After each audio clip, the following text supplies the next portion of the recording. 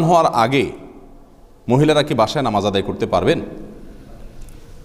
এটা অনেক মা বোনদের প্রশ্ন। অনেক মা বোনরা ওযু করে প্রস্তুত হয়ে যায় নামাজে বসে থাকেন, অপেক্ষা করতে থাকেন কিসের? মসজিদের আজানের। মসজিদে আজান হয়ে গেছে, এরপরে দাঁড়ায় তিনি ওয়াক্তের সালাত আদায় করা শুরু করেন। এটা একটা ভুল ধারণা। মসজিদের আজানের সাথে মেয়েদের বাসায় সালাতের কোনো সম্পর্ক নাই। মসজিদের আজানের সাথে পুরুষদের মসজিদের জামাতের সম্পর্ক আছে, কিন্তু মহিলাদের বাসায় সালাতের কোনো সম্পর্ক নাই। আল্লাহ সুবহানাহু ওয়া তাআলা কোরআনে কারীমে সূরা নিসার 103 নম্বর আয়াতে বলেছেন, ইন্নাস সালাতা কানাত আলাল মুমিনিনা কিতাবাম মাওকুতা। নিশ্চয়ই সালাত মুমিনদের উপরে নির্দিষ্ট সময়ে আদায় করাটাকে ফরজ করা হয়েছে।